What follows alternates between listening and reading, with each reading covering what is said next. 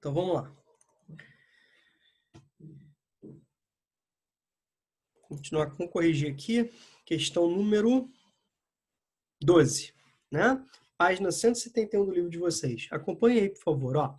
Leia o fragmento de texto abaixo e responda. A gente vai usar conhecimentos, né, que nós trabalhamos nos capítulos que a gente falava sobre os principais problemas socioeconômicos, socioambientais de áreas urbanas, tá certo? Principalmente das grandes metrópoles, né, com destaque muito grande para as metrópoles dos países subdesenvolvidos. Leia o fragmento do texto abaixo e responda.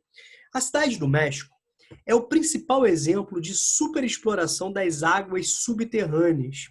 Então, nós já temos aqui a apresentação de um grande, né, impacto ambiental. Estima-se que é extraído dos aquíferos, dos reservatórios subterrâneos da região, um volume de água que excede em 30% e 65% da recarga. Como assim?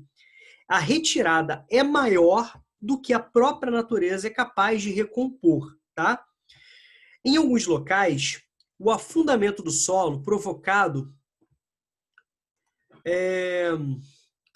pela redução do nível das águas dos aquíferos chegou a 7,5 metros. Para piorar, as áreas de recarga dos mananciais vêm sendo ocupadas pela expansão da cidade e, consequentemente, essas áreas de recarga sendo ocupadas significa também contaminação.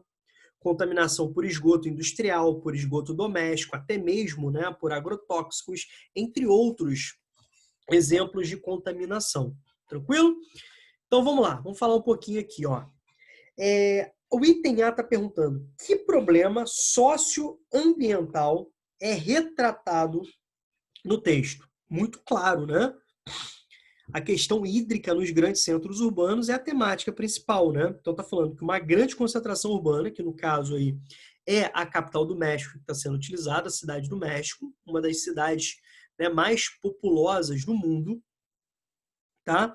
E o uso, né, das águas subterrâneas acima da capacidade que a natureza consegue se recompor, certo? A questão aqui, ó, o texto fala acima, né, entre 30% e 65% da capacidade da natureza se recompor.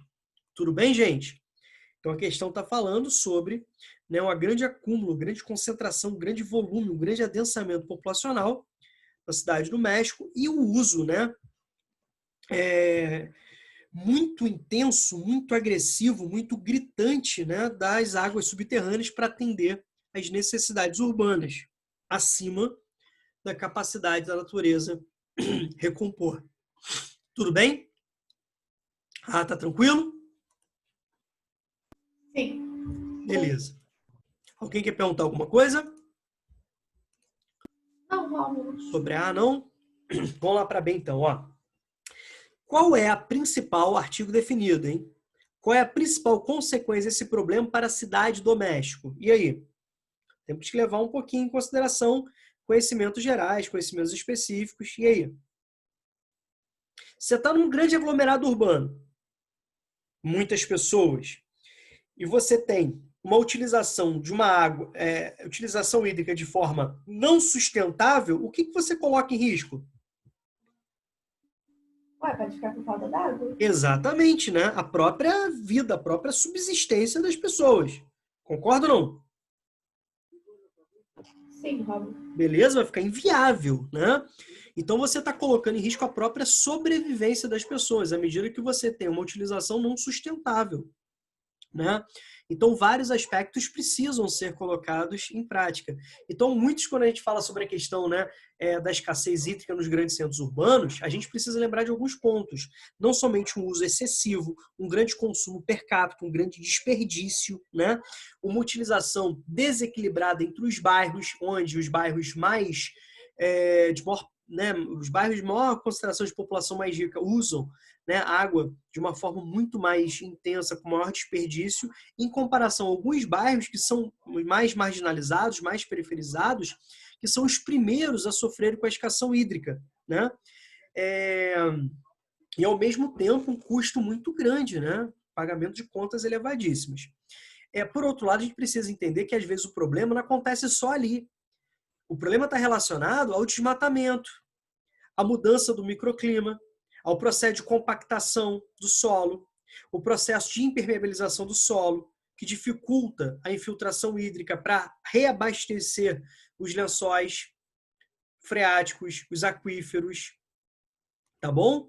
Então, os problemas são muito mais intensos, tá? A questão, queria que você entendesse isso, que coloca em risco a própria vida, a própria subsistência, né, da população em cidades como a Cidade do México. Tudo tranquilo, gente?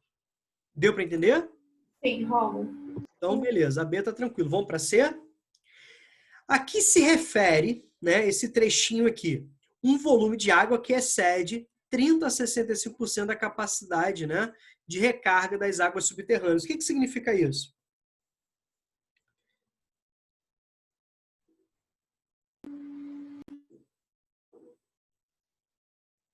A recarga, quando eu falo aqui de recarga, eu estou me referindo o quê? A recarga de águas das chuvas, concorda ou não? Das precipitações, vocês concordam? Sim. Tá bom? Então aqui a gente está falando, por exemplo, das chuvas. Então são as áreas de recarga. Quando você está falando, né, desse percentual que está sendo tirado, não é isso? Então o volume que refere-se ao que é retirado nos reservatórios hídricos subterrâneos. Tudo bem? Certo? Então, quando você tem uma área de urbana, qual que é a tendência? Que você tenha muita cobertura de concreto, de asfalto, coberturas que dificultam a infiltração, são impermeabilizantes, né? Dificultando que as chuvas se infiltrem. Tudo bem? Certo? Isso aí é importantíssimo. A gente pega essa realidade aí. Olha, por exemplo, Friburgo, né? Friburgo volta e meia, principalmente em épocas de eleição. O que nós temos? Asfaltamento em cima e embaixo. Né? É extremamente inadequado para municípios como Friburgo, para trechos, né, do município como Friburgo, utilizar asfalto. Isso você só aumenta o escoamento, agravando, por exemplo, o acúmulo de água nas regiões, né, do vale, que vão ser descarregadas no rio. As redes de drenagem não comportam, há um processo, né, de transbordamento dos rios, trazendo prejuízos materiais, prejuízos humanos, né, com morte. Tá legal? Certo? E outra coisa que eu queria chamar a atenção para vocês, que a gente pode pegar, por exemplo, o Brasil como exemplo, é que as chuvas, né, elas se concentram nos meses mais quentes. Obviamente que aqui no hemisfério sul, os meses mais quentes, né, são diferentes do México, né, que está no hemisfério norte. Então as estações são invertidas. Tá legal? Então, por exemplo, o México está no período de muita chuva, muita recarga, né? Porque lá está no verão. Aqui a gente está caminhando, né, para o equinócio de verão, para a primavera, que vai acontecer no dia 23 de setembro, e o México está caminhando para o seu equinócio de inverno, né, para o outono. Tudo bem?